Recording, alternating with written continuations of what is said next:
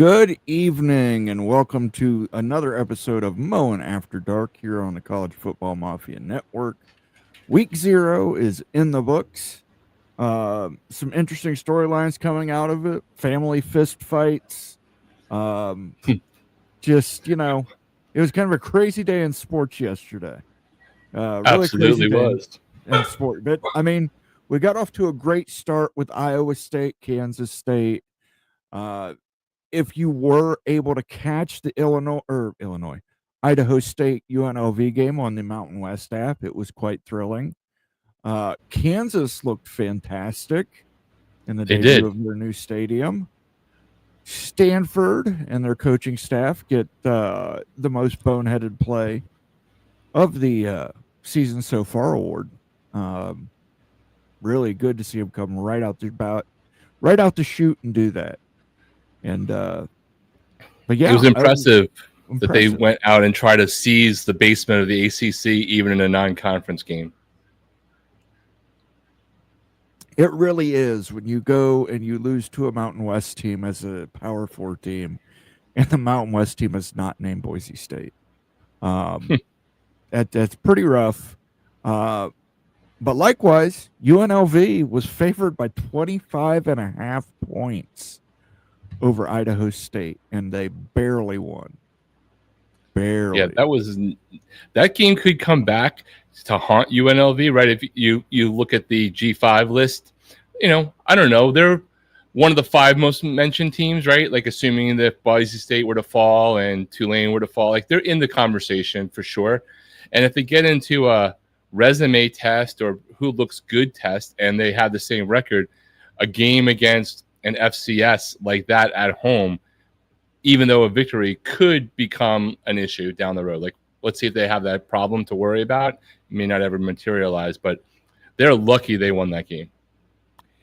Yeah. Dan Mullen's debut, 500 plus yards of offense, no defense. And his wife didn't get busted anywhere, so it was a good week overall. I mean, that made Miami's defense from last year look like it was all pro.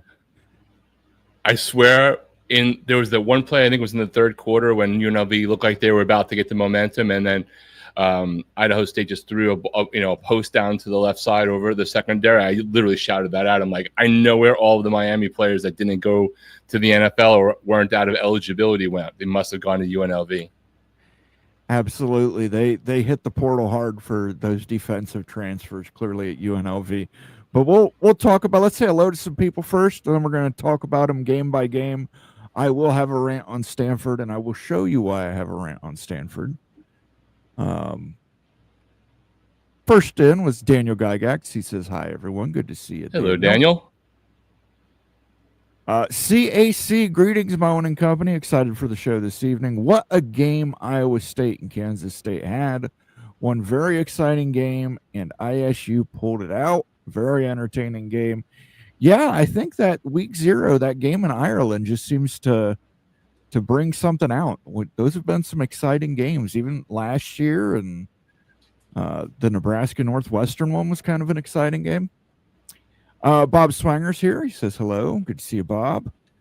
Sean is here. He says hi, everyone. Good to see you. Jay Chapman says, Osio, everybody.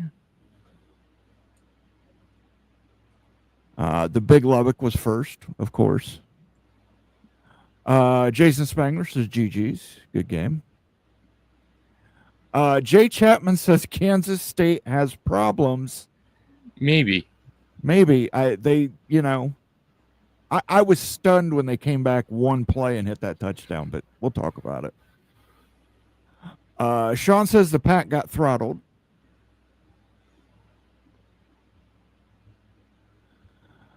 Trojan Ends Boner of the Week board goes to Frank Wright. Yeah. I don't know who made that play call, but that is we'll get to that. I promise. If he wasn't an interim, he'd be on the hot seat for that play alone. Tuttown Hawk says, welcome from the Kansas City airport. What a weekend. I love Kansas City barbecue, and I love everyone. I may or may not buy some more adult beverages. I don't leave until 9:30. Funny how an opening win will do that for you. Well, you seem to be stuck in the Kansas City airport for a lot better reason than I did, and I know that when I was once stuck there overnight, I believe it's been a lot more modernized since that time when they had the worst non-food ever. So I don't think you really care though. As long as you have a liquid diet, you'll be good. There you go. Taton Hawk says Jalen Daniels my hero. Yeah, definitely looked dynamic. Taytown Hawks telling lies season is definitely extended for at least one more game. And then Taton Hawk with the $2 super chat. He says, Dregs for all, rock chalk, everybody. KU for college football. Don't forget to tip your bartender. That's right. Tip that bartender. Congratulations, Taton Hawk. The rest of us have to wait till this weekend to see our teams play. You got one right out the bat. Jaden Daniels looked impressive. Look out for Kansas if he stays healthy. They did. They looked very good. Steve Moser says my 9-3 prediction for Kansas is still looking good. Absolutely. Vox Quindaro, how do, ladies and gentlemen? Good to see you, Vox. He is also celebrating the Kansas win. Mick Stevens says, looking forward to Iowa State at TCU on November 8th. Wow, that's a long wait, man. There's no other game before then. Iowa State's got some good games. TCU's got some good games before that. But, yeah, that could be a pivotal matchup. Scott Frost onside kick went up by 10. That's what I think of concerning games in Ireland. Yeah, and somebody brought up the statistic that usually the losers of the game in Ireland have a down season. So I don't know if that's the case with the Kansas State Wildcats. We'll see. But they had flashes of brilliance. Just they couldn't do it. Kansas could have ran it up on Fresno State too. They absolutely could have. Cranky Tiger says, would have hit my parlay if Kansas State didn't suck so bad. Cranky Tiger, I got it way worse. We'll talk about it. But let's get right into it. Iowa State, Kansas State. What were your thoughts, Rock and Rant? I mean, Kansas State was favored. Iowa State came in as 3.5-point dogs. And it was an exciting game right up to that final drive. Yeah, it was that first half, I wonder, and I didn't get to catch most of the post game, but I did watch the entire game, to be clear. That one muff punt, was that just like a total muff? Was that the smoke still hanging over, impacting his ability to see? I mean, either way, it was a terrible play. Look, I think K-State had that game possibilities in their hand, and they just didn't seize it, and Iowa State did. Rockabek clearly has the confidence of his head coach. Avery Johnson didn't play poorly, but he didn't do what was necessary to win that game. There was a questionable call on the K-State side that, I really think they probably should take back. And Iowa State has balls, and when everybody, including Mr. Flugar, who I see in the chat, was saying you can't go for it, they went for it, and that was the game. So it was a great game. I think it proves that Iowa State always seems to overperform a little bit, and K-State has not taken off the moniker of underperforming expectations, even if just a little bit. But I also don't think that season for K-State is over yet. We need to see what happens with the injury in the running back room, right? And because that's a big one for them. I don't know if there's an update today. Last time I checked was this morning, and there was no news other than what we had read yesterday. But I'm still not off the K-State train. To be clear, I picked K-State for my Big 12 champion. One loss in conference is not going to do anything in this conference, and I wouldn't be surprised at all if this turns into a rematch, depending again upon injuries and if K-State can turn their stuff around. But Iowa State, props to you. Congrats to all the Iowa State fans. Yeah, Iowa State's defense was really, really good. I think Iowa State's got a very solid defense. Their offense at times sputtered, but when they needed it the most, you're right. Great run by that quarterback in the fourth quarter. Avery Johnson, though, man, this is a guy. This is his sophomore season. He is supposed to be lighting it up, and outside of the one deep pass play for a touchdown when it looked like Iowa State had seized momentum, that was huge for Kansas State. That kept them in that game. But I don't know that Avery Johnson has progressed to where the Wildcats would have liked him to have progressed by this time. Yes, and I guess the question is that an Avery Johnson thing? For sure, it's partially his responsibility. Is that a coaching thing? And I say that as a fan of a team that is watching some players that underperformed at the school that I root for, possibly making NFL rosters this year that weren't even in the too deep on the team, right? So what's going on there? Avery's still a great quarterback. He still had a fairly decent day, right? But he just didn't lead them to the place they needed to go. And they need him to be, if not, destined for a seat in Manhattan, which I don't think is going to happen, at least one of the top 10 quarterbacks in the overall in college football for them to achieve what K-State wanted to do. On the other hand, Rocco Becht, I think, had a very solid game and made the plays he needed to. Yeah, Rocco is not a superstar by any means, but he is a guy who can get it done. When it mattered the most, he got it done. The offensive line for Iowa in the second half really, especially I believe on the right side, was just pushing Kansas State all over the place. And like I said, it came right down to the end. They could have, scored again, but, they kind of needed out, ran the timeout, did the honorable thing. I think Matt Campbell, I know it's early on in the year, but what he has been able to do with Iowa State with so little, he has done so much. He's one of the best coaches in college football, without question. Yeah, I can't imagine a program not picking him up this season, not making that offer to give him everything he wants. Greg Flugar says, mission, Gopher March to Indy begins now. The march of the Minnesota Golden Gophers to the Ski-U-Mah.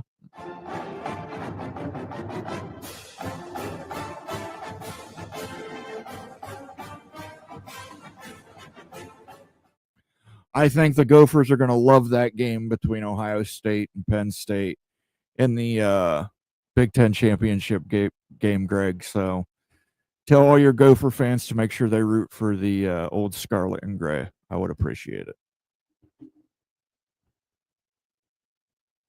Now we got another super chat from our friend Stormy Cyclone. Great day for Cyclone fans until you look at ESPN metrics. Yeah, that was a little did you see that earlier today, Rock? Yeah, I did. Look, it's the FPI I think the FPI, which is probably the one 2 months ago, probably the one I would have taken with more degree of, at least it's metrics based and fair, and it's a predictive measure, has definitely taken a hit in the last couple of weeks, right? The sudden dropping of Clemson, Miami, a few other schools without anything changing from when the first one for this new season came out was the thing.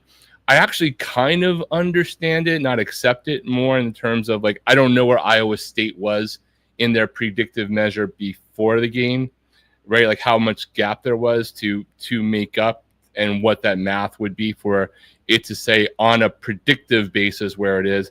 But I think because K-State stayed in and Iowa State wasn't there, I think is one more perception ding for the non-Kool-Aid drinking part of the ESPN cult. And hopefully that enough of that is in the college football playoff committee to look at that now with another grain of salt, because you have two clean moments. What happened between June and last week with the FPI that changed everything when nothing changed? And then why didn't that predictive measure change substantively more yesterday when you only had two teams playing that were anywhere near the top of it? I guess Kansas is also, right? And they were playing each other, and one's still there and one's not. Like, did it not change the future, the predictive nature of two teams on a field? Did Iowa State not jump up enough with that impressive victory? Yeah, it doesn't make sense. It's trying to make sense of the senseless, and yeah, I don't get it either. But a great win for Iowa State. Congratulations, Cyclones. Here you go.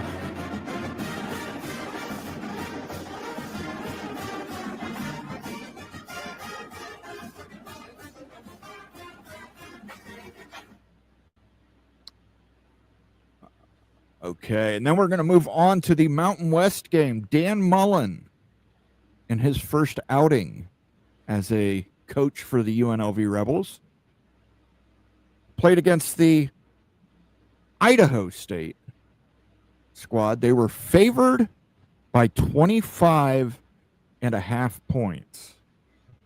25 and a half points. And they did not let's say needless to say, they did not cover the spread on that one. Okay.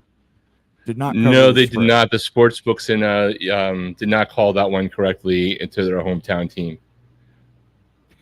The quarterback for Idaho State threw for almost 400 yards. Yes, it was impressive.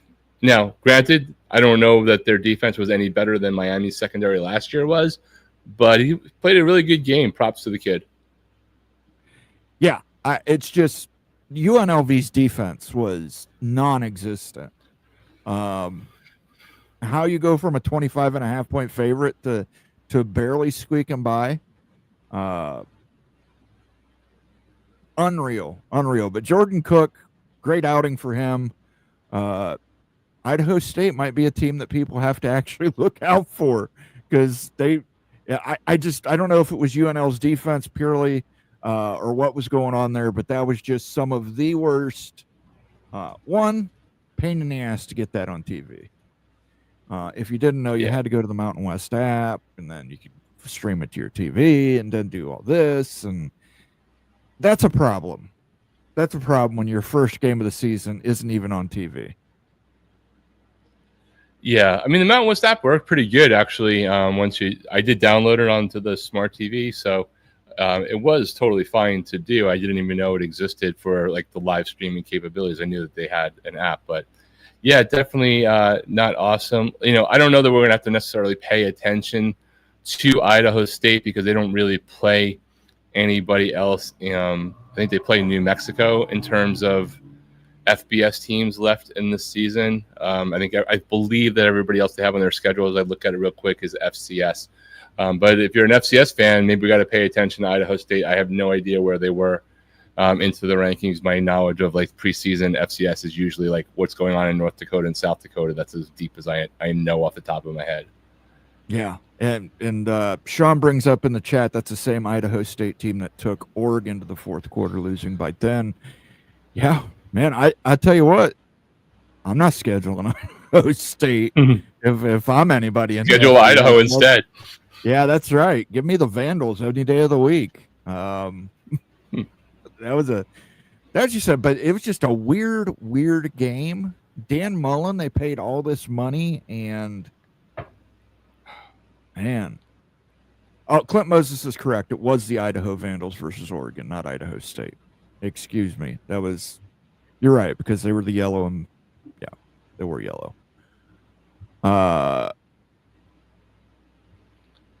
And then we're going to talk a little bit about Kansas against Fresno State. That looked like it was going to be a game for about the first two drives. It really did. And then just Fresno State, they got ate up by that Kansas defense. Kansas was getting pressure. The quarterback for Fresno State started making mistakes as a result of the pressure. Kansas really could have rolled that score up very, very high, and they didn't. Jaden Daniels, fantastic job. Not blow your mind stats. I think it was like 200 passing, 100 rushing, and a couple touchdowns. But man, if he can stay healthy, that's going to be a problem for a lot of teams in the Big 12. Well, that was the quarterback last year when I was very high on Kansas that I was looking for, and that team emerged later on in the season, right? But they started off on the right foot here. So Jalen Daniels was really impressive. If he plays like that, he's got all the talent in the world. And if he could put it together and this is his final season there, it would be amazing. I would be curious from Taytown Hawk or anybody else, Kansas fan that's in the chat, just let us know what the stadium experience was. It looked great on TV. I know it was Fresno State, so it's not your biggest arch rival, and it wasn't like a close game, but it looked good on TV. The little hype before the game started where they showed the stadium as well was another great commercial for the program. Let us know how it was if you were at the game. Yeah, Jalen Daniels had 176 yards passing, 47 rushing yards. He accounted for 3 total touchdowns. QBR of 87. 18 of 20 passing. You got to like it when you've got that kind of efficiency on offense with your play caller. E.J. Warner, on the other hand, for Fresno State, 18 of 29, 179 yards, 2 interceptions, and they were 2 costly interceptions. They really did help swing the momentum in Kansas's favor, but I was very, very impressed with Kansas. I think Kansas might be one of those sneaky teams we're going to have to watch in the Big 12.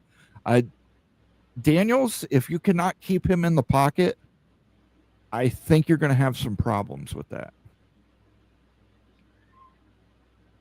Yeah, I mean, he could really just carry that team. Plus, they have a lot of great people around him now as well. So, I think maybe the team that a lot of us thought we were going to see last year is going to materialize this year based off of how they started off strong yesterday.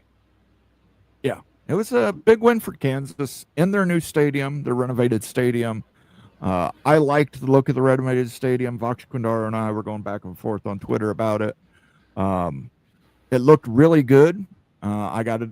It's nice when you can watch things on over the air.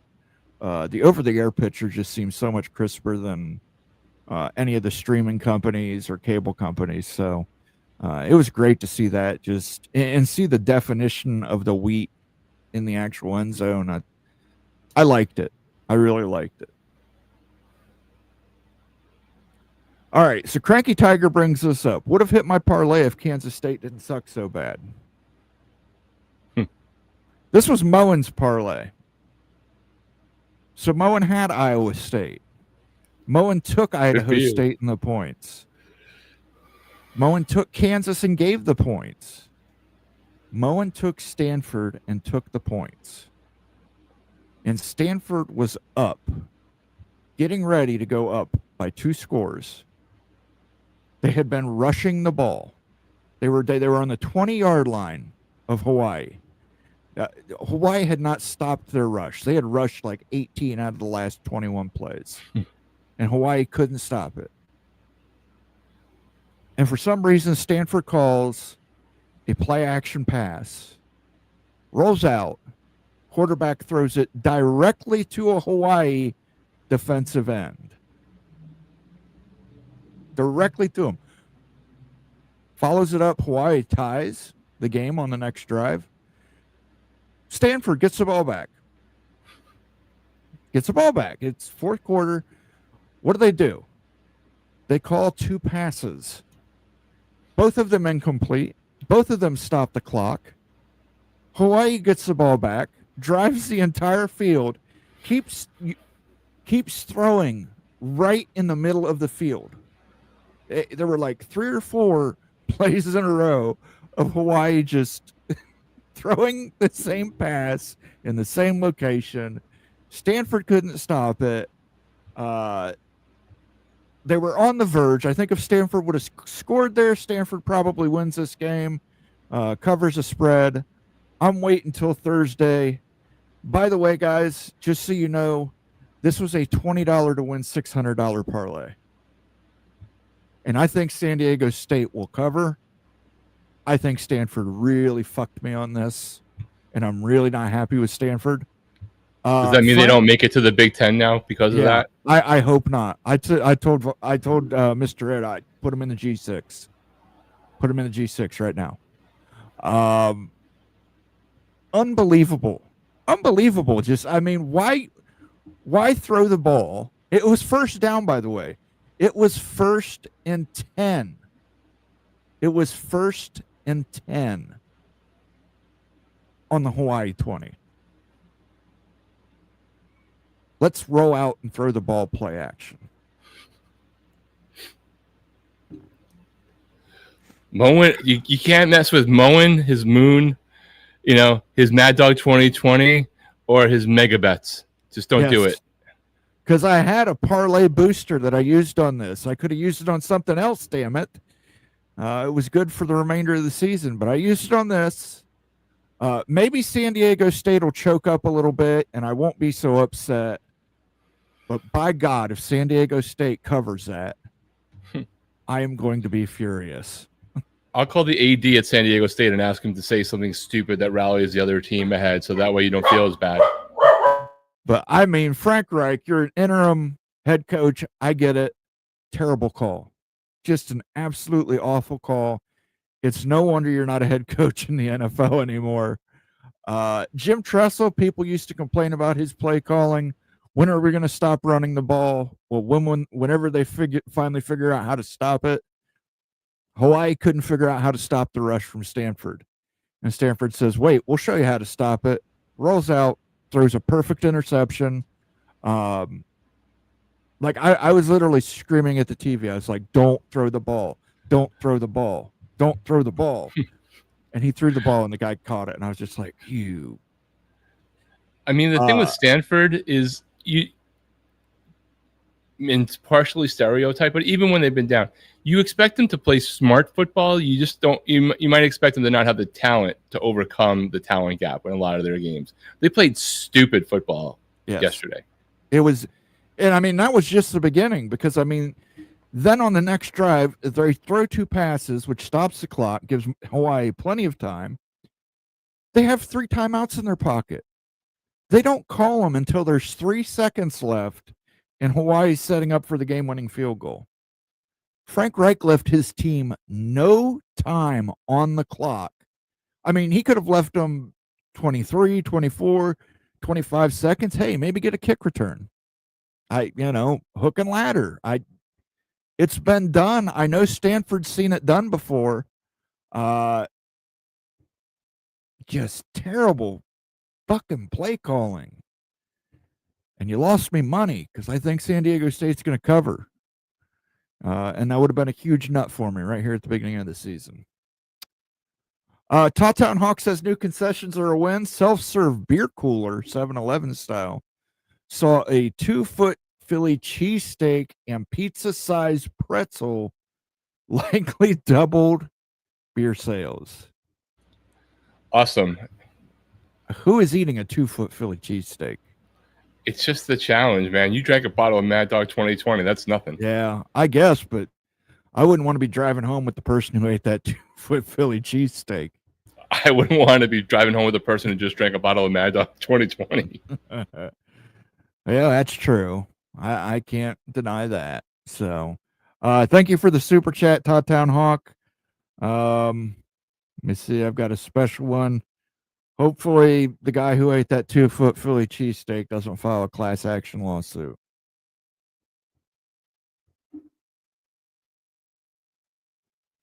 As soon as this will play. And why wouldn't it play? All right, that'll pop up in about 6 minutes. So, while that sounder, I will sue you. There we go. There's the sue you sounder. Let's get into some of this here. He looks like an NFL player. He's dynamic. He is dynamic. I think he's going to pose some problems for some defensive coordinators in the Big 12. Sean says Baylor is going to throttle Auburn. I don't know if we're going to pick that one this week. There's a lot of good games. I mean, you get to 10 that are pretty obvious. To me, that's one of the ones that's pretty obvious to pick. Almighty Finn says I got Auburn pulling the upset on Baylor, so he's got the opposite. Isn't it like a 2-point game or 2.5 points, something like that? I'd have to log into FanDuel and check. We should define what upsets are. I thought yesterday when everyone said that Iowa State upset Kansas State, I don't know how 2 teams that are in top 20 separated by 4 spaces on a 3.5 point thing is a quote unquote upset. Yes, I know it's favored versus not, but that's not an upset to me. Yeah, I didn't think it was an upset either. That's why I took on another bet slip. I took Iowa State on the money line. So but I've got Iowa State playing in my Big 12 championship game. Jason Spangler says I thought the defense for KU was going to be Swiss cheese. They looked good. They got some defensive pressure. I was surprised. Apparently, it's Cheese Whiz with the Philly cheesesteaks they have now. That's right. But I mean, when you're constantly putting Fresno State in 3rd and 7, 3rd and 8, 3rd and 9, pretty easy to get pressure at that point. Kansas thumping Fresno State shows the gap between the 12 and Pac. Not even close. Well, they're still a Mountain West team. They're not still a Mountain West team, and as always, we are all going to take one game in whatever direction and magnify it because that's what we all do when the season starts anyway. Devil Frog says if Campbell leaves ISU, it'll be for the NFL. He ain't leaving for another school. I am going to disagree here. I think if another school makes an interesting enough package, he will leave. In fact, I actually made this prediction, and a lot of Iowa fans, Iowa State fans didn't like this prediction. What if Kirk Ferentz retires?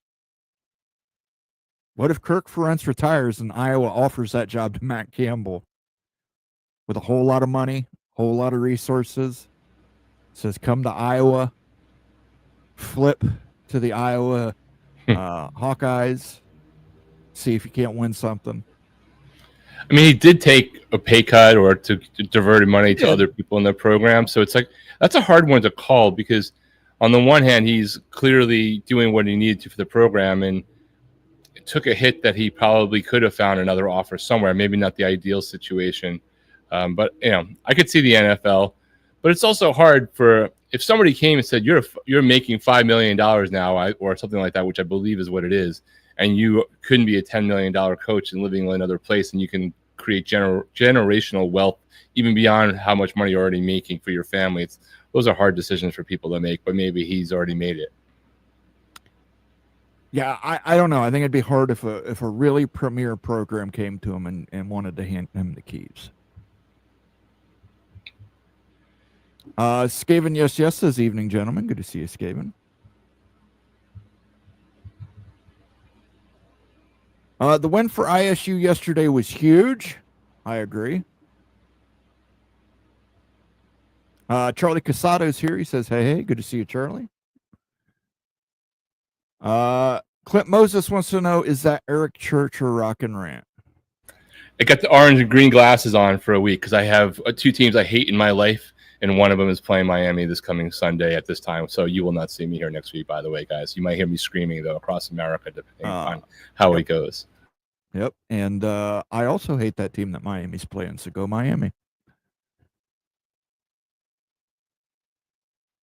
I didn't even know there was an Idaho State. I said the same thing. I said the same thing yesterday.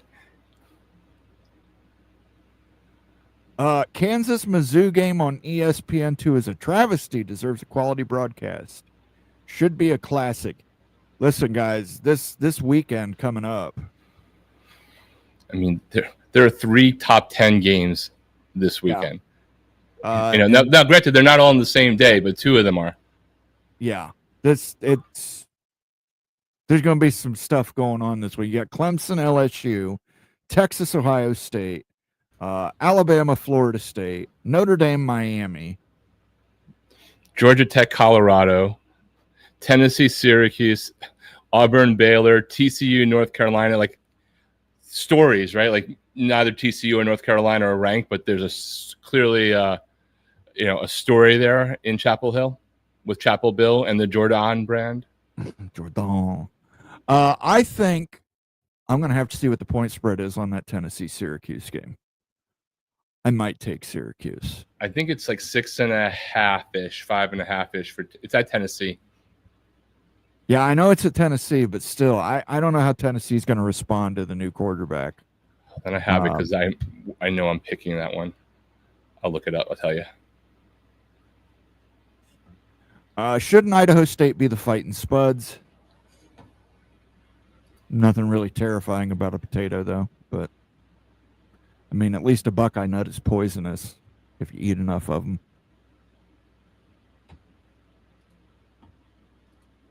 Antoine Johnson lets us know Idaho State was picked 7th in the Big Sky preseason poll.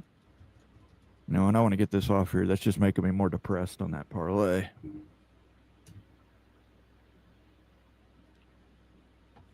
I'm wrong. It looks like it's 12.5. Sorry about that. Ooh. I might be jumping on that Syracuse train. Why did I think it was 6.5?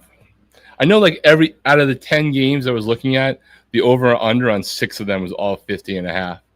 But now I'm looking somewhere else too. So let me just double check everything. So I'm telling you the right stuff. Jason Spangler says, we all hate it when JD6 runs the ball, but they do it for a reason, keeps all the linebackers honest, and opens up the field. You're absolutely right. That's why I said you got to keep him in the pocket.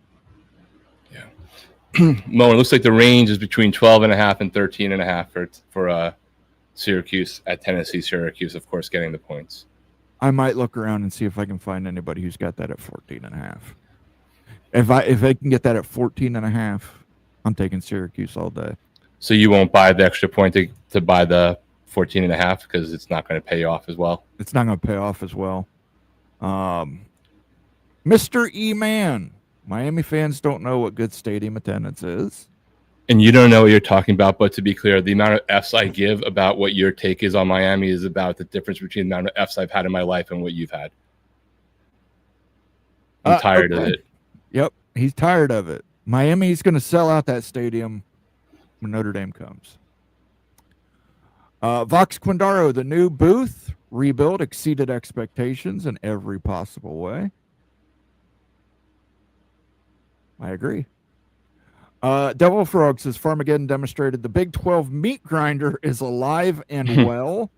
I think we got to wait a few weeks just to see, but yeah, I think so too. I think that's going to be a real slaughterhouse, that conference. Yeah. The wild thing is, Nimone, I don't know if you picked up on it, but you know the talking points. We have the SEC narrative, we have the ESPN narrative, the collective narrative about the Big 12 being a fun conference and a crazy conference has completely, every single person I heard on TV talked about it that way, and it just made me think of you talking about it and about how it's not good that it's that case, that there's not like one or two teams really emerging.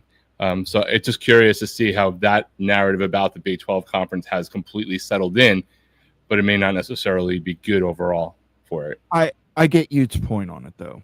He wants it to be a power conference. He thinks they need to have a dominant team, which, look, Texas Tech may be putting together a dominant team. Kansas may be putting together a dominant team.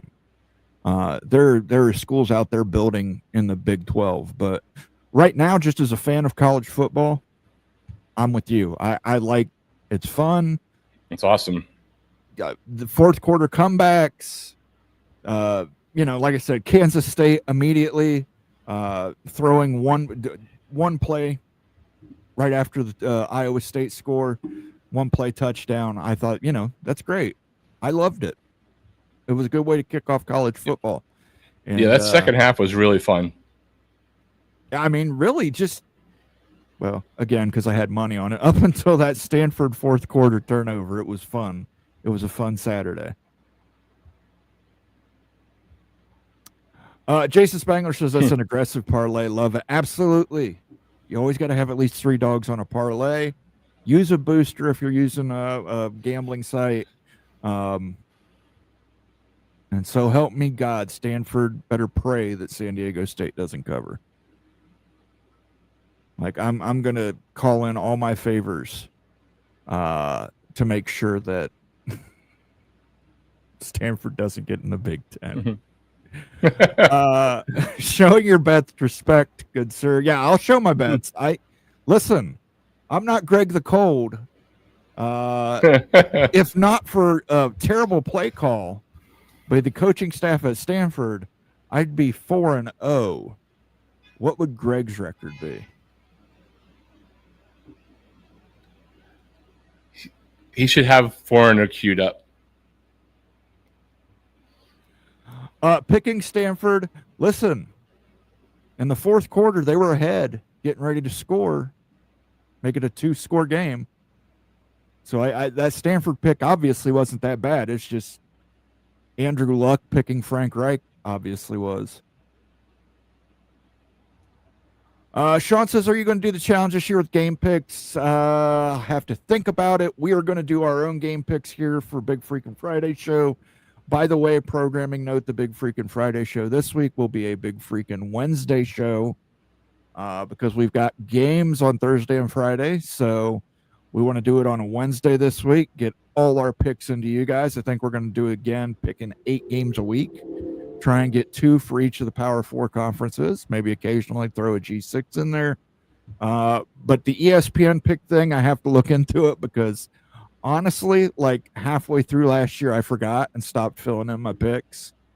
And but like Opie, I think Opie was the one who ended up winning it, and he was like 86.3% on his picks. It was something insane. I was like, Jesus. So maybe if Opie agrees to participate and I can kind of draft off him for some money picks, maybe we should do that. That's a bad beat. How much did you lose? It was a $20 parlay.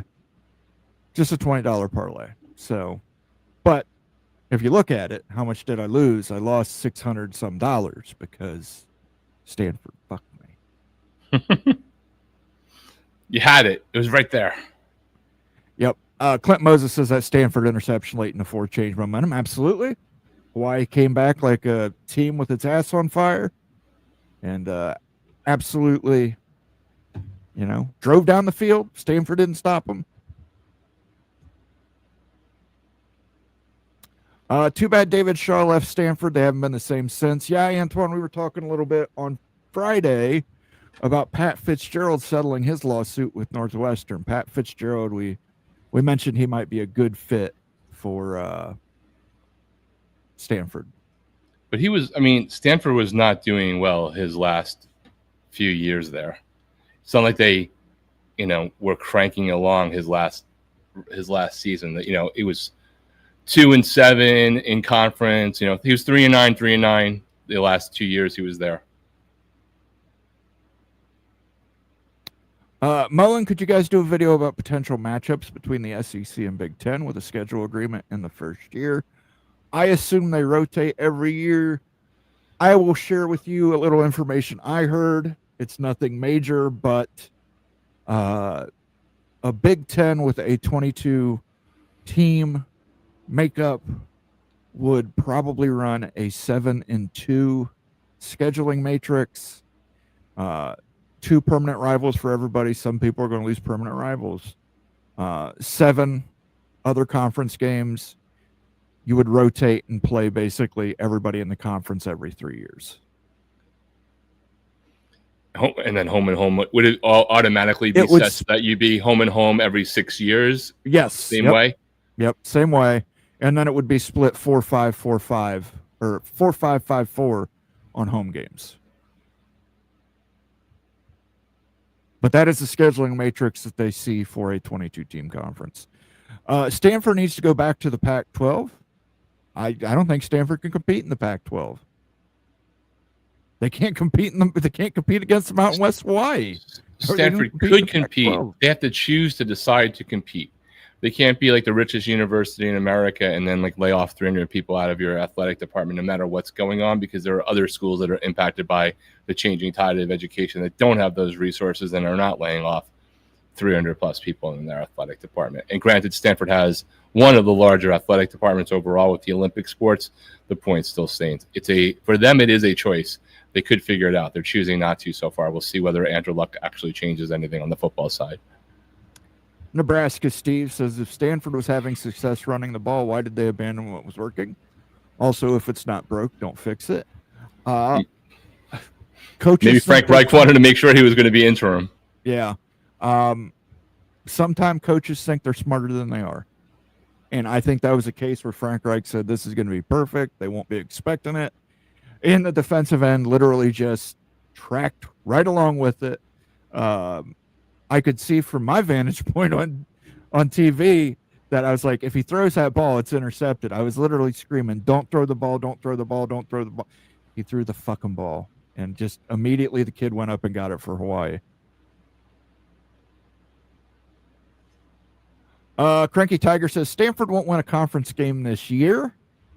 I don't even know if there'll be when I looked at their schedule, there's, they have Boston College, you got to see what happens, but I don't know if they'll be a favorite. Do you think they'll be a favorite against San Jose State?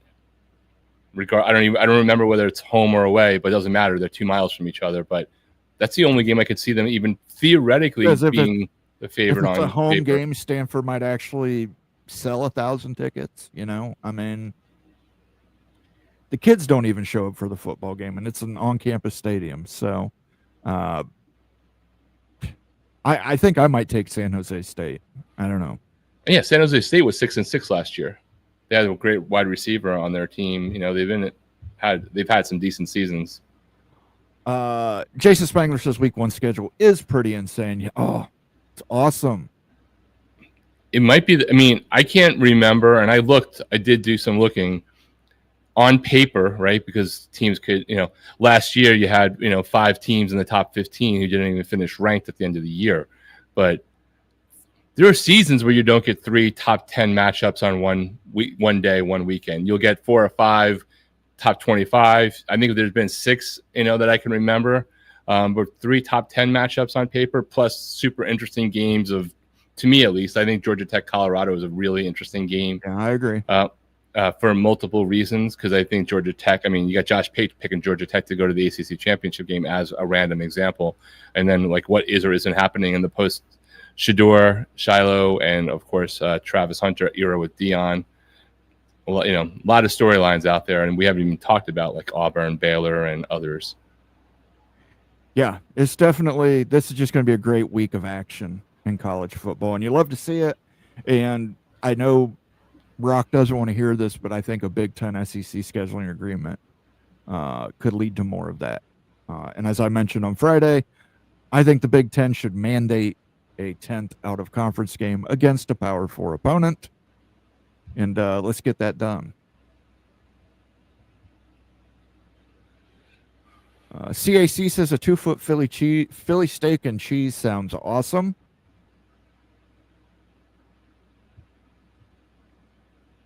Mullen Campbell said back in 2020 he would only leave for Notre Dame or Ohio State, so keep winning, Irish and Buckeyes. Well, we don't want the Irish to win this week. We want Miami to win this week. In fact, we don't want the Irish to ever win. We want them to lose every game. KU Mizzou is week 3. That's a rivalry game. I'd love to see that brought back every year. That should be an annual game. Almighty Finn saying, go Canes. I definitely hate Notre Dame. Sean says when Kirk Ferentz leaves, Iowa is just going to below average team every year. Campbell will stay at Iowa State. Grapers without RB1 and their 4-star tight end 1, so ISU win might not mean as much as some think. I don't know, Vox. You got to build a house one brick at a time. And for Iowa State to get that brick down, I think it's important. Absolutely. When KSU was down 14-17 early in the fourth quarter and inside their own 30-yard line, I thought they should have punted rather than going for a first down. That's the play I was referring to earlier. I get it, but not. I get it when you're, Sam Houston State against Western Kentucky and you're down 14 or 16 with however much time left on the clock. The right there, down that little, I didn't get that call whatsoever. That's on the coaching staff.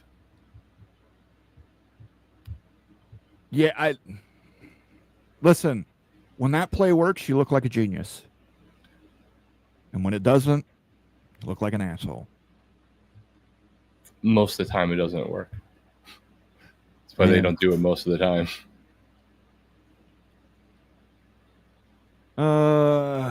Chaos is good, Coach Gordon Gecko.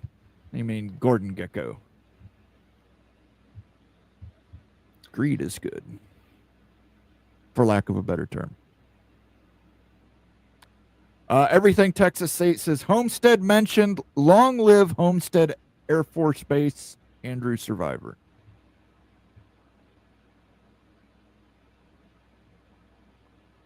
Look at Greg. Brilliant play call, Stan. Greg, you just can't stand it. You went and took my look. You took the gold hat. You took the Moe and Gold look, but you didn't take the Moe and Gold touch, brother. You're still Greg the Cold. Cold as ice.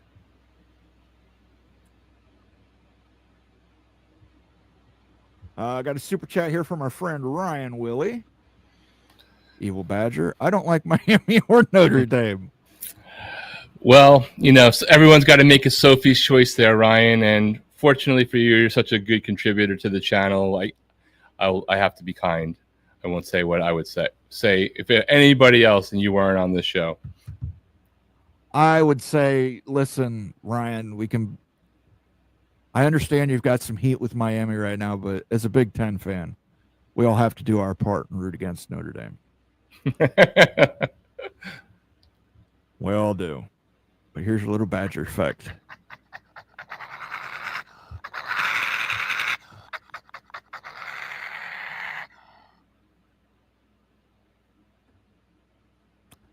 Went to Sac State games in 1985. Ooh. Do you have 3 locks for week 1? Asking for a friend. I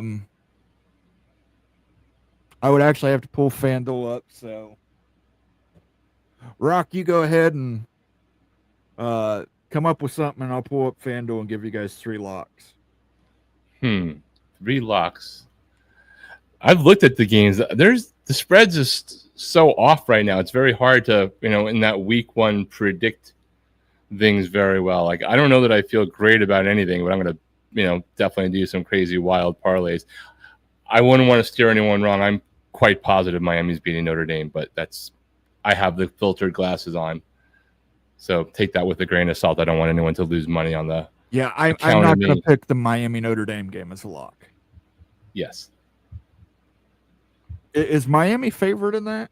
Miami is not favored in that. Miami is a 2.5 to 3 point underdog, depending upon what book you're looking at least so far.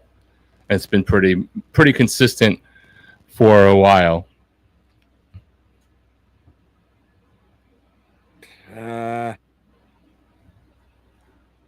I hate this about FanDuel. It's like if you're not logged in for 30 minutes, it's like you've got to be logged back in, and we've got to send you a security code. You got to strip down and spread your cheeks to make sure that you're the person we think you are. They just want to make sure some Nigerian prince doesn't bet on a soccer game on a team you've never heard of with your own money. That's all. Well, listen, if anybody makes money on this bet, send it to me under Venmo, under sports gambling. And then when they ask, just say you never bet and you're an Oklahoma student. Let's see here. I'll do a message from Vox here. Dave's here. Sorry, Harbaugh's wife and her entire family are very deeply embedded at KU. Lou Perkins blew it. Jason Spangler, Kansas then experienced the 3 worst consecutive coaching hires in sports history. Turner Gill, Charlie Weiss, and David Beatty. Hey, I remember when Turner Gill hire was happening after coming out of Buffalo. He was a pretty hot coach at that time, but clearly that did not work out. Okay, Sean? Oklahoma State at UT Martin. I would do that one, and that's at 17.5 right now. I would wait until about Wednesday. That'll probably drop to 16.5, and I'd take Oklahoma State. I'm not going to take that Duke at that spread. Nebraska at Cincinnati. I've already bet this with you for a plate of Skyline chili. God forbid. Take the Huskers in the 7. Take the Huskers and give the 6.5 points.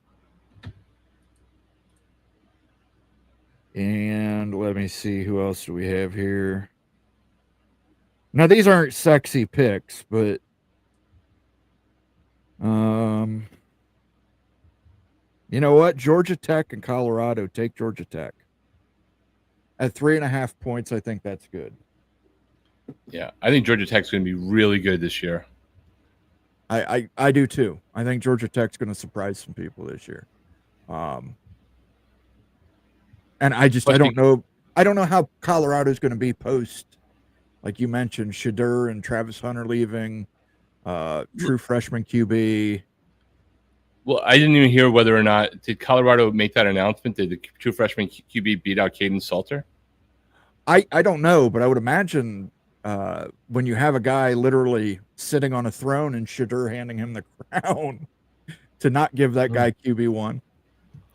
I don't know. I mean, Caden Salters had a relatively down year last year at Liberty, but the year before he was on fire. And the only reason why he didn't wind up at a P4 program sooner had to do with other non-athletic related issues that hindered his window. So he had to wait a year, and he didn't have as good of a year, but he still wound up at Colorado. So, and I think Nate's got Rec Talk coming on Thursday to preview that game. So, yeah, I don't know. But I do know this, guys. I will put in a 5-game parlay. I play a 5-game parlay every week. I love 5-game parlays, and I'll tell you why. You can bet low, you can win big, and usually, if you lose, you just lose. You go, I made a wrong pick here, but it's tough when you lose when you know you should have won. But I do like 5-game parlays. I will do it, and I will post it up on Twitter. Follow me on Twitter at Moen After Dark. I've been saying that for 20 years about Miami, dude.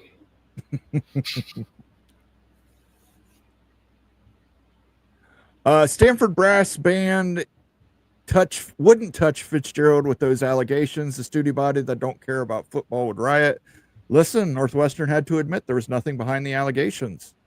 They couldn't find any evidence that. Thought they admitted. I mean, I read it differently.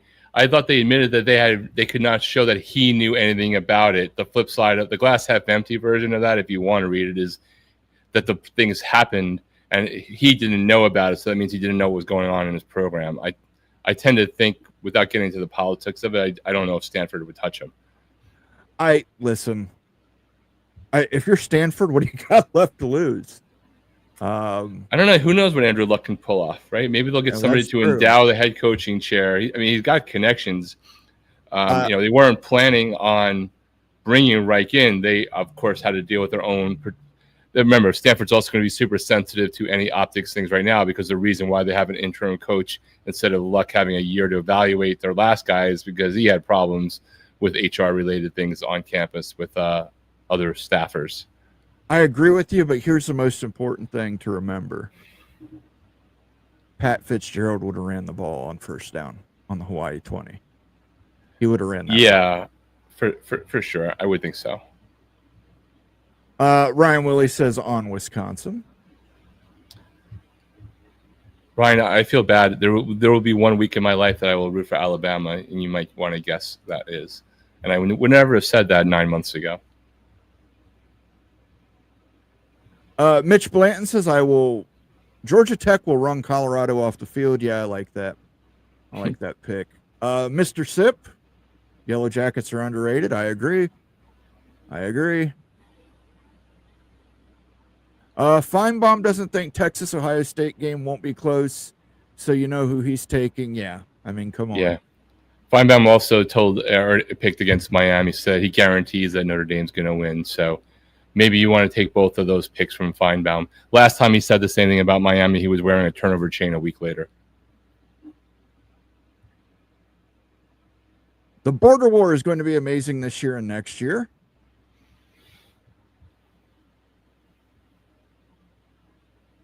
Beating Auburn, Missouri, and Mississippi State would be huge against the SEC this year. Les Miles would have got Kansas turned around if he kept out of trouble. I don't know about that. Yeah, me neither. I think he was done. I think he was cooked at the time that he got cooked by Kansas.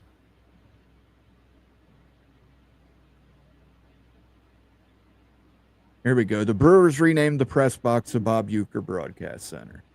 As well they should. The best in the Absolutely. Business. Love Bob Uecker. He was freaking amazing. There's only going to be 60,000 people at Arrowhead for that game. Okay.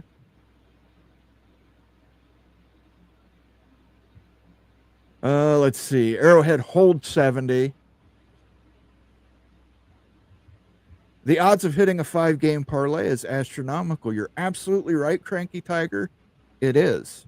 Hitting a 5-leg parlay, it's very hard to do, and that's why it pays so well. And that's not why astronomical. 13 games is astronomical. Yes, the 13-game ones will really get you. But listen, this is what I tell people. If you're going to bet on college football, pick 5 games throughout the day. Then you always have a reason to be watching college football. And you just put $10 down, you can win 300. Yeah, I do the same thing in a different way. None of the online gambling is available technically here in California. You just have to go offshore, and you can do like the 10 cent, multi-team rings that you have 10 games in, and it costs you $6 to bet, and you have interest in every game that's going to be on TV. Yeah. So I do 5-game parlays, man. I'll pick a game for every time slot. I got to watch this. I got money on it, dear. I'm telling you, Syracuse has got some dudes on defense, and I like their quarterback for the upset over Tennessee. If I could just get it to 14.5. Yeah, I think Angeli is good. I was surprised that he wound up leaving. I was very surprised that he wound up leaving Notre Dame, and then there was actually a quarterback competition at Notre Dame afterwards. And then he was in a quarterback competition, surprisingly, until last week. So I think Syracuse is coming down this year from last year's under Fran Brown. One, I don't like Fran Brown, but I do think he's a good coach. I think he's annoying as hell. I think him and Kurt Signetti should go fight like they're the Johnson family. They don't have to go to Ireland. They could just meet somewhere between Indiana and Syracuse and see how that goes and put one of them out of our misery. But I just don't see Syracuse as good as last year. I don't think they did enough in the portal to make up for things. So I would be personally hesitant of that. But then again, Tennessee has their own questions about quarterback with whether the Appalachian State via UCLA guy is going to be able to do things. But I think their defense is still going to be very solid. They have one of the best defensive coordinators in college football. I'd be surprised if he is still finally a defensive coordinator after this year. He's overdue to get a head coaching job. Jason Spangler says, I think Pat Fitzgerald has been in timeout long enough. Yeah, listen, if Greg Schiano did nothing wrong at Penn State, he wasn't even involved in that, and he got ran out of that Tennessee job because of it. And Tennessee then wanted to fight on paying him. And I hope that he got every single penny he was owed. Replica says, I've never seen a 7-6 team get the hype Georgia Tech is getting in preseason. Got to remember that 7-6 Georgia Tech team almost beat the number 2 team. And let's be honest, bad officiating. They would have beat the number 2 team, number 2 seeded team in the playoff last year. They had Georgia beat. Yeah, they got to keep him upright. They got to keep their QB upright, right? They have their backup's going to get play for sure. You got some burn last year. They lost a great wide receiver, an all ACC, but they replaced him with an All-American wide receiver. They have a decent amount of returning production, man. Like, I don't know if I think Georgia Tech's going to the ACC championship game, but I think they're an 8-4 or 9-3 team easy. They don't play Miami, so I'm happy. Oklahoma is getting more hype than Georgia Tech. I'm going to tell you this right now, Dave's here. I don't think Oklahoma is going to have a winning season. I really don't. I think Brent Venables is out of there at the end of the year, if he makes it to the end of the year. Yeah, I mean, look, they do have, an interesting quarterback transfer coming in from Washington State, bringing the OC over. They have done a lot in the portal. I just don't believe in Venables as a head coach. I just don't.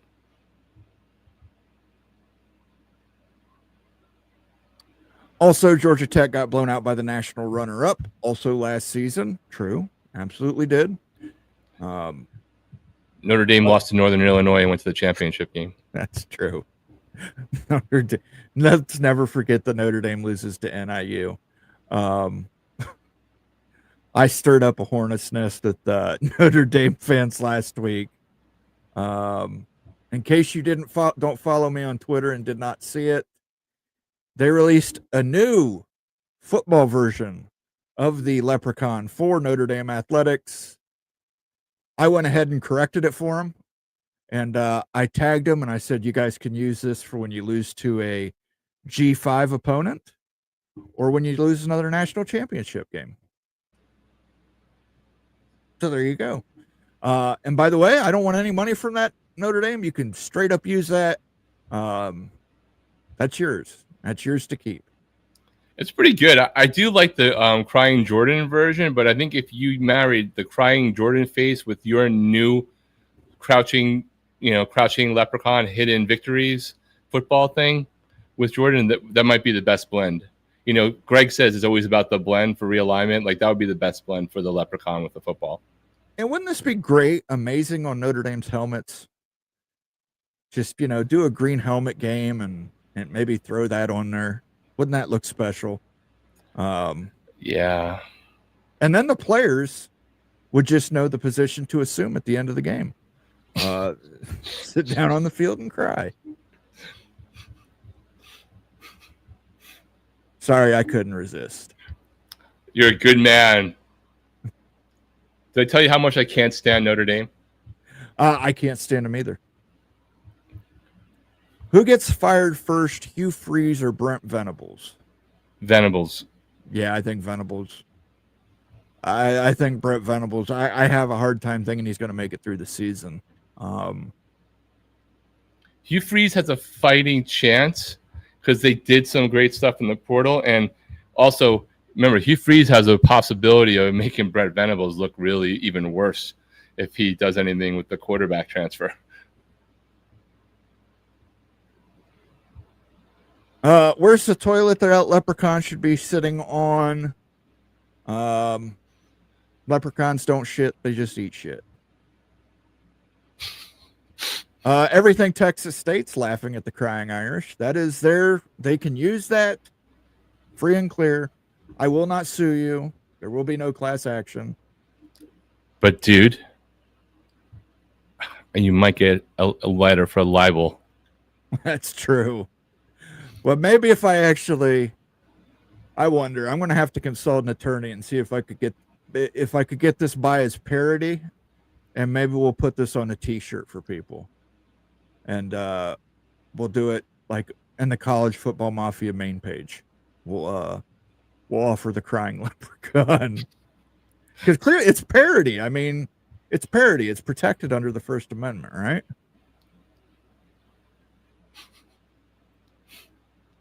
Parody. Brent is going to win 8 games this year. Mark it down. I'll take that bet too. Your thoughts on Mississippi State versus Arizona State? Well, Mr. Sip, you may not like it.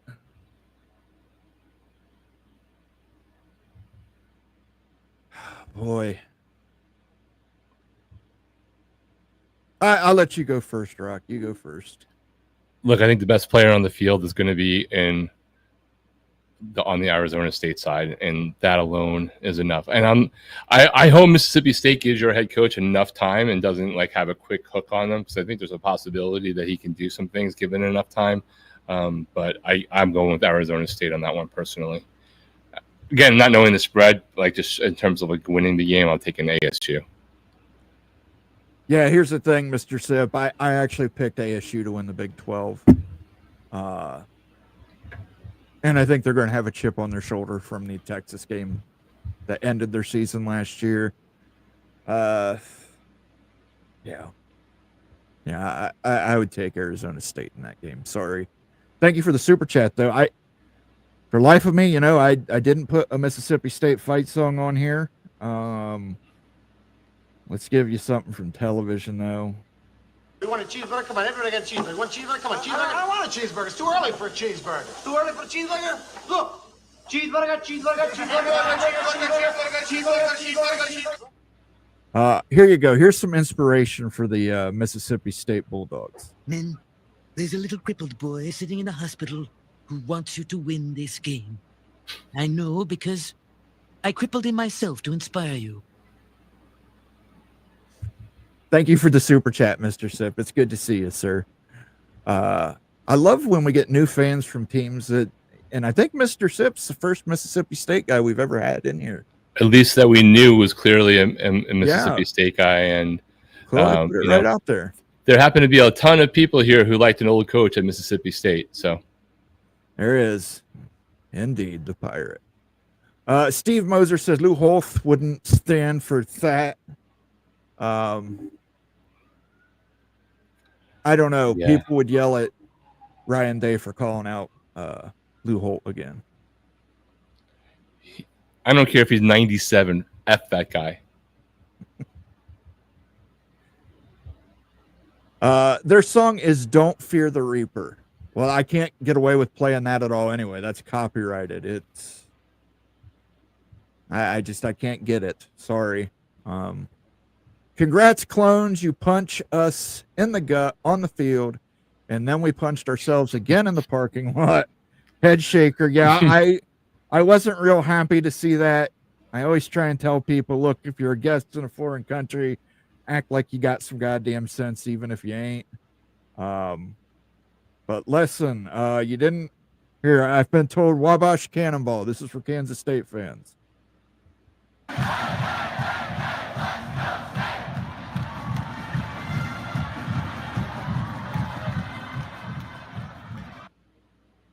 There you go. I did put a Kansas State sounder on there. Thank you for the super chat, Purple Cat Claus. Hopefully it gets better for you this season. Ryan Willie says Wisconsin over under 5.5 wins. What do you want it to be, Ryan? I'm curious.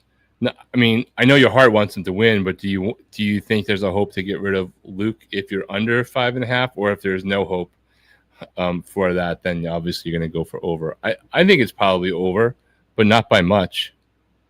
What about you, Bowen? I'll pull up the schedule here. Hold on. Yeah, I'm just thinking of their out of conference. They're out of conference. They got Alabama again. They got Alabama, and that could be bad. That could be a rough one. That could be real bad. Yeah, so you got, looking real quick, you got Miami of Ohio, right? You got Middle Tennessee State. Those are both winnable. Those are both winnable. Alabama, I think, is going to be painful. Maryland, at home, winnable. Michigan and Ann Arbor, probably less winnable, right? Iowa coming into Madison. Thoughts there? I think Iowa, winnable. I think I would take Iowa on that one. Right. Ohio State, I think we know the answer there. Yeah. On the road to Oregon, not great. Washington coming in to Madison. I think I would take Washington there. On the road in Indiana. I think I would take Indiana there as well. Okay. At home against Illinois. I've got Illinois making the playoffs, so I'm going to have to take Right. Illinois. And then on the road to see the Gophers in Minnesota. No, I do see Wisconsin beating Minnesota this year. You have like 3 games that you are pretty sure about, right? Like they're going to win. You have the plausibility of Minnesota, like you see that, right? I think it's plausible that they could beat Washington because it's on the road, but I don't know if it's likely. Iowa, I think, is less plausible. So there's like 3. There's 3 that seem pretty likely, or potentially likely.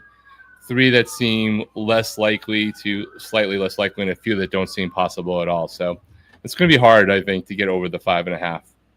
But I don't think it's out of the question either. Not impossible, but difficult. It's definitely difficult, Ryan.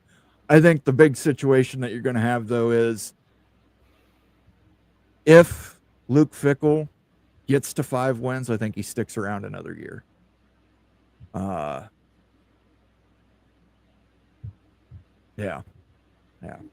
think he sticks around another year, but on Wisconsin anyway.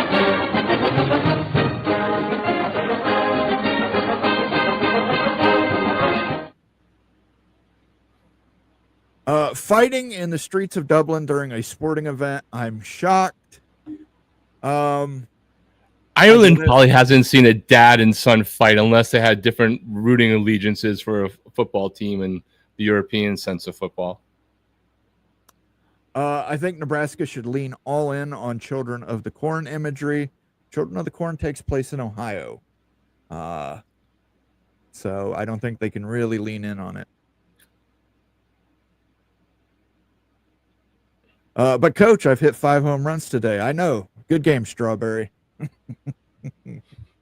Daryl. There. The first 10 years of The Simpsons is classic. What they did to that show afterwards was just awful. Notre Dame's future logo is going to be his foot up the Big Ten's ass on the way to their pot of gold. Got to beat a Big Ten team first, you know? All I'm saying, they haven't beat Ohio State since 1936.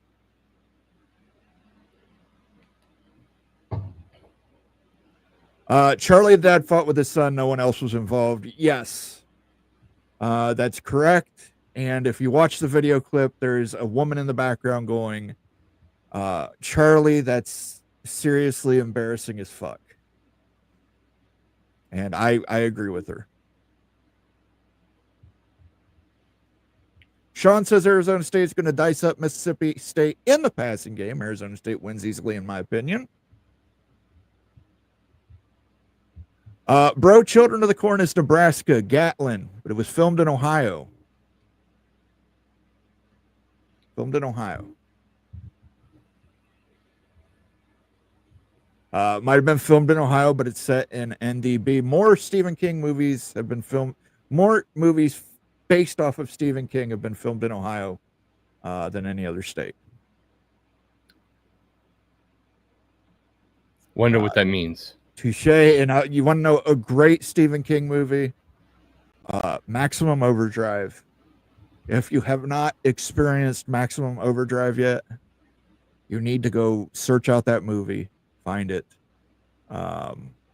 Isn't that the one that AC/DC did Who Made Who for? Yes. Or is that a different movie? They did all the soundtrack for it, and Stephen King directed it, and he is coked out of his mind, and it is just it's just one of those great Stephen King. It's just the acting is so terrible in it. It's like set at a truck stop, and the guy happens to be an arms dealer, and you know, it's just Maximum Overdrive. No, go Black 45. You just don't understand it. You don't understand it. Maximum Overdrive is good. It's good. You just can't. I would say seriously. It's good. It's bad. Good. Bad. Yeah, look. It's not a movie you can take seriously, but I mean, like literally at one point, a pop machine kills somebody. It just literally shoots a pop machine, shoots a can, and kills. And the guy's right in catcher position, looking at it too. A lady's carving knife attacks her. It's great. MBM says it's a cult classic. There you go. That's cult classic. We'll call it that. Don't forget about the comet part. Yes. As with most Stephen King movies, Stephen King can write a fantastic story, can't figure out how to end it. So at the end, it's just like a paragraph epilogue that resolves everything. So you could redo Maximum Overdrive with today's tech. Needs to happen. Has happened to MBM. Sci-fi original movie called Trucks, which was a remake of Maximum Overdrive. Was not as good. Not as good. Who has seen the movie Brazil? I have. And I still don't understand it, and I've watched it like 10 times. Terry Gilliam is just a special mind. Let's put it that way. In the end, it's always aliens or something along those lines. Yep, pretty much. It was trailing behind a comet, and it was a Soviet satellite that wasn't armed with nuclear weapons that shot it down. All his stories are connected in one universe. Absolutely true. A great movie that isn't well known is that documentary film about your average Arizona family. It was called Racing Arizona. Take these diapers and whatever you got in the register. Yes, I thought the narrator, Nicolas Cage, was very astute in that movie.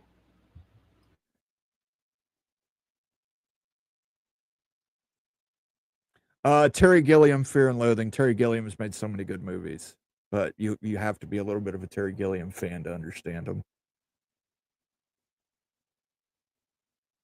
Okay, guys, I think we're going to wrap it up for tonight. We've been on the air for an hour and 20 minutes. I want to thank everybody who joined us for this Fallout Week 0 show.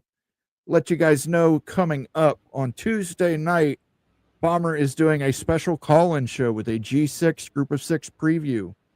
Definitely check that out. And then on Wednesday at 8 p.m., we're going to do the big freaking Wednesday show. And we'll do our picks, our team picks on there. And I will let you know if we're doing the ESPN picks. I'll get that set up if we're doing it. And then on Thursday, I think the time is to be determined. Nate is going to talk Big 12 ACC valuations with Inside the Big 12, a gentleman named Inside the Big 12. Tawtown Hawk says, met a hot military chick from Jacksonville. Well, as long as you don't have to go to Jacksonville, I'm all for it, Tawtown Hawk.